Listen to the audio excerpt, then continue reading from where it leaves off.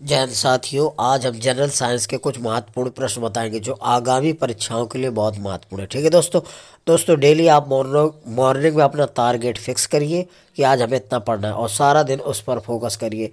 दोस्तों आपको daily practice और रिवीजन करते रहना है, क्योंकि दोस्तों बूंद बूंद से घड़ा भरता है। जितना ज़्यादा आप रिवीजन प्रैक्टिस करेंगे उतनी ज़्यादा आपकी तैयारी बहुत अच्छी हो जाएगी। ठीक है दोस्तों, डेली अगर आप ऐसा करते हैं तो आपकी तैयारी बहुत अच्छी हो जाएगी और आप हर एग्जाम फाइट करने लगेंगे। ठीक है दोस्तों, इसीलिए हम कहते हैं कर दिखाओ कुछ ऐसा कि सब करना चाहे आप जैसा। अब देखिएगा पहला प्रश्न,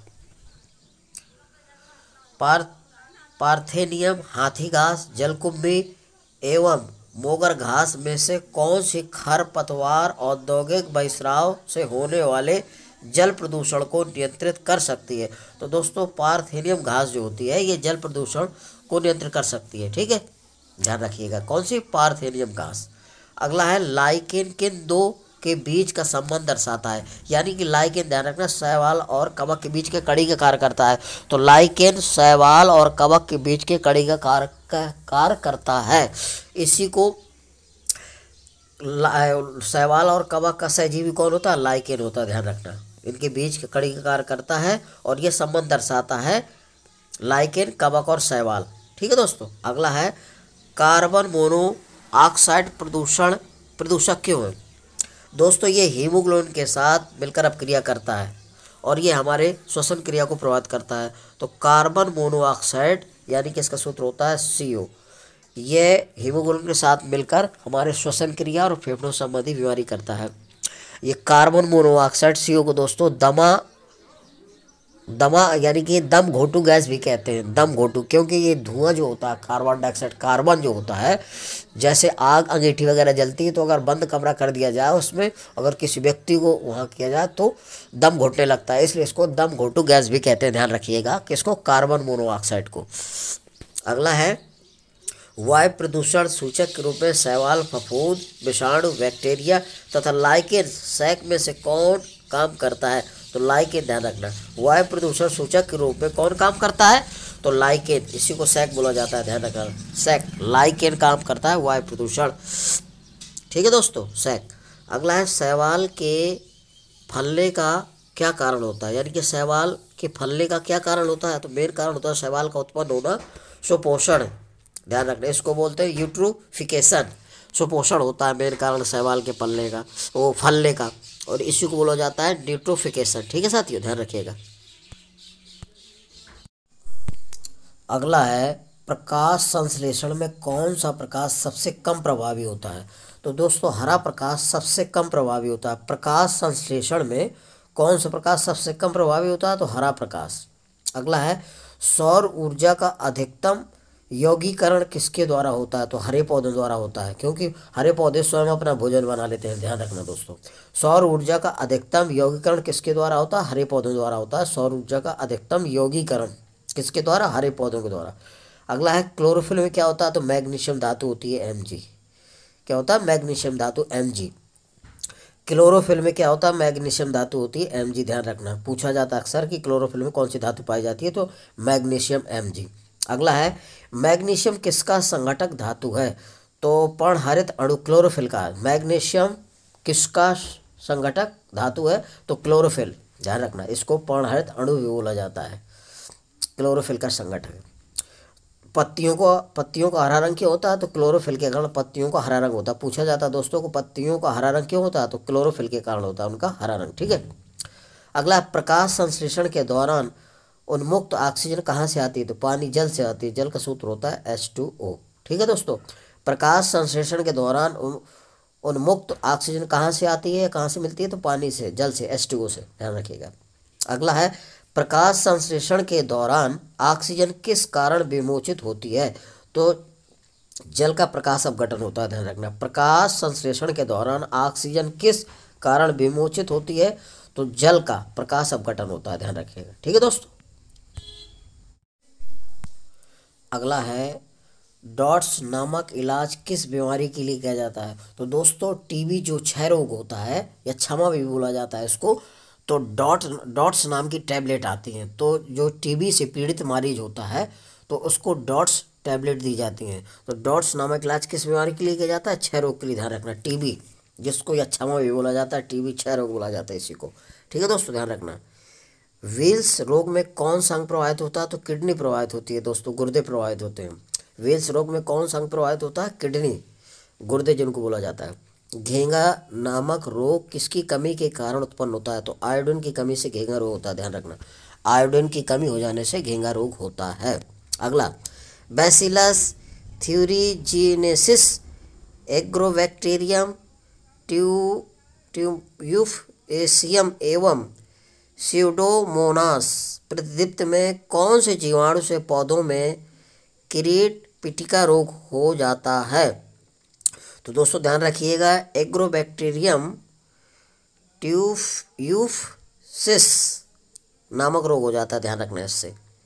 अगला है डीपीटी टीका, प्रति विषाणु टीका, प्रति प्रोटोजोन टीका, प्रति रिकेटिसेल टीका एवं एक संयुक्त टीका इनमें से किस प्रकार का होता है? तो एक संयुक्त टीका होता है। ध्यान रखना दोस्तों ये।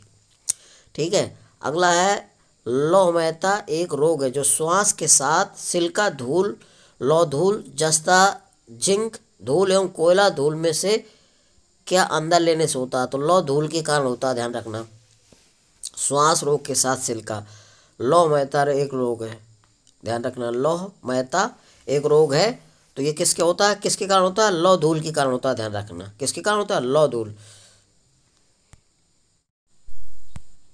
अगला है पोलियो किस कारण होता है? तो पोलियो दोस्तों विषाणु द्वारा होता है, वायरस द्वारा होता है। ध्यान रखना, वायरस विषाणु को बोला जाता है। ठीक है, अंग्रेजी शब्द है वायरस। यानी पोलियो किस कारण होता है? तो विषाणु द्वारा होता है। कौन सा बैक्टीरिया निमोनिया रोग का कारण है? तो कोकई होता है। ध्यान रखना, कोकई, ये कहीं कहीं कोकई लिखा रहता है। तो बैक्टीरिया निमोनिया रोग का कारण क्या होता है? कोकई। अगला है श्वेत प्लेग को आम तौर पर किस नाम से जाना जाता है? क्षय रोग से। जो टीबी होती है क्षय रोग, जिसको यक्षमा बोला जाता है, तो श्वेत प्लेग को क्या आमतौर पर किस नाम से जाना जाता है? क्षय रोग से, श्वेत प्लेग। ध्यान रखना, श्वेत प्लेग क्षय रोग से। अगला जीका वायरस का वाहक कौन सा मच्छर होता है? तो एडिस मच्छर होता है। जीका वायरस का वाहक कौन सा मच्छर होता है? एडिस। अगला है, अगर कचरा पीने के पानी में मिल जाए तो कौन सी बीमारी फैलेगी? टाइफाइड।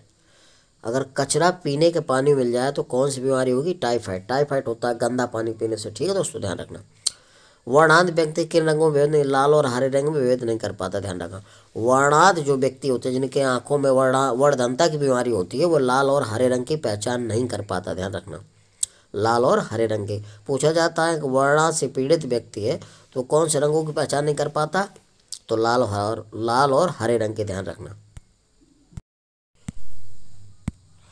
अगला है साथियों, खाना बनाने के लिए प्रयुक्त बायोगैस किसका मिश्रण है? तो मीथेन और कार्बन डाइऑक्साइड का। ध्यान रखना, जो खाना बनाने के लिए बायोगैस प्रयोग की जाती है उसमें किसका मिश्रण होता है? मीथेन यानी कि CH4 और कार्बन डाइऑक्साइड CO2 का मिश्रण का प्रयोग किया जाता है। ध्यान रखना, खाना बनाने वाली गैस में जो बायोगैस होती है वो दोस्तों वो वाली नहीं, ध्यान रखिएगा, लिक्विड पेट्रोलियम LPG गैस नहीं, ये बायोगैस।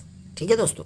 अगला है, भूमंडलीय ताप वृद्धि में तूफानों, हरिकेन का बार बार होना, कृषि के लिए उर्वरक डेल्टा क्षेत्रों का क्षय होना, वनस्पति में प्रकाश संश्लेषण की दर में कमी होना, ध्रुवीय हिम क्षेत्रों का सिकुड़ना में से किसका प्रभाव कम होने की संभावना होती है? तो दोस्तों वनस्पति में प्रकाश संश्लेषण की दर में कमी होना, ये संभावना कम होती है। ध्यान रखना, वनस्पति में प्रकाश संश्लेषण की दर में कमी होना। अगला, ओजोन जीवमंडल से बचाती है, तो पराबैंगनी किरणों से बचाती है। जो दोस्तों ओजोन परत होती है, ठीक है, वो पराबैंगनी किरणों से बचाती है। ध्यान रखना, तो ओजोन जीवमंडल को कैसे बचाती है? पराबैंगनी किरणों के द्वारा बचाती है। ध्यान रखना, जो सूर्य के प्रकाश में अल्ट्रावायलेट किरणें आती हैं पराबैंगनी, उनको ओजोन परत क्षरण होने से बचाती है। ठीक है दोस्तों, ध्यान रखना। ओजोन की परत में रिक्तीकरण किसके कारण होता है? तो क्लोरोफ्लोरोकार्बन यानी CFC, क्लोरोफ्लोरोकार्बन, इसके कारण। ध्यान रखना, ओजोन की परत में रिक्तीकरण किसके कारण होता है? क्लोरोफ्लोरोकार्बन CFC के कारण होता है ऐसा। सी से हो गया क्लोरो, एफ से हो गया फ्लोरो, सी से हो गया कार्बन, क्लोरोफ्लोरोकार्बन, ध्यान रखना। अगला है chlorofluoro methane carbon, chlorofluorocarbon, methane, carbon dioxide तथा नाइट्रस ऑक्साइड में से किस ग्रीन हाउस गैस में सर्वाधिक ऊष्मा रोधी क्षमता होती है? तो क्लोरोफ्लोरोकार्बन की सबसे अधिक ऊष्मा रोधी क्षमता होती है, ध्यान रखना। क्लोरोफ्लोरोकार्बन की सर्वाधिक ग्रीन हाउस गैस में ऊष्मा रोधी क्षमता होती है। ठीक है दोस्तों, ध्यान रखिएगा। अगला है उस रसायन का नाम बताइए जो आम को पकाने के काम आता है। जो कच्चे आम होते हैं उनको पकाने के काम कौन काम करता है? कौन सा रसायन है जो कच्चे आमों को पकाने के काम आता है? तो ये होता है कैल्शियम कार्बाइड, CaC2, ध्यान रखना। Calcium carbide CaC2। तो कच्चे फलों को पकाने के काम कौन आता है? Calcium carbide. यानी आम को पकाने के लिए किसका प्रयोग किया जाता है? कैल्शियम कार्बाइड का, CaC2, ध्यान रखना। व्यंजन पाउडर को तैयार करने में प्रयुक्त होने वाली गैस कौन सी है? तो क्लोरीन होती है, ध्यान रखना। व्यंजन पाउडर को तैयार करने में प्रयुक्त होने वाली गैस कौन सी है? क्लोरीन, Cl2, ध्यान रखना। व्यंजन पाउडर को तैयार करने में प्रयुक्त होने वाली गैस कौन सी है? Chlorine, Cl2। फास्फोरस को पानी में क्यों रखा जाता है? क्योंकि इसका ज्वलन ताप बहुत कम होता है। फास्फोरस को दोस्तों पानी में रखा जाता है, क्यों? क्योंकि इसका ज्वलन ताप बहुत कम होता है। अगला है चांदी हवा में हाइड्रोजन सल्फाइड की उपस्थिति के कारण संक्षारित हो जाती है, ध्यान रखना। चांदी जो है हवा में हाइड्रोजन सल्फाइड H2S, तो हाइड्रोजन सल्फाइड की उपस्थिति के कारण संक्षारित हो जाती है, ध्यान रखना। H2S hydrogen sulphide. अगला है जैव उर्वरक नाइट्रोजन को किस में परिवर्तित करते थे? नाइट्रेटों में। तो जैव उर्वरक नाइट्रोजन को कहे में नाइट्रेट या नाइट्रेटों में परिवर्तित करते हैं, ध्यान रखना। तो पौधे जो अपना नाइट्रोजन को कैसे लेते हैं? नाइट्रेट के रूप में लेते हैं, ध्यान रखना। तो जैव उर्वरक नाइट्रोजन को किस रूप में परिवर्तित करते हैं? नाइट्रेटों के रूप में। अगला है सिल्का क्या है? सिल्का जल क्या है? तो सुखाने वाला पदार्थ होता है। सिल्का जल क्या होता है? सुखाने वाला पदार्थ होता है। सिल्का SiO2। सिल्का जल क्या होता है? सुखाने वाला पदार्थ होता है। अगला है कौन कार्बोनिक अम्ल के नाम से जाना जाता है? फिनोल कार्बोलिक अम्ल के नाम से जाना जाता है। कौन कार्बोलिक अम्ल के नाम से जाता है? नाम से जाना जाता है। कौन कार्बोलिक अम्ल के नाम से जाना जाता है? तो फिनोल। इसका फार्मूला होता है C6H5OH। फिनोल का सूत्र क्या होता है? C6H5OH। तो फिनोल को कार्बोलिक अम्ल के नाम से जाना जाता है। ठीक है दोस्तों, यदि मेरा वीडियो आपको अच्छा लग रहा है तो मेरे वीडियो को लाइक और सब्सक्राइब करिए। जय हिंद।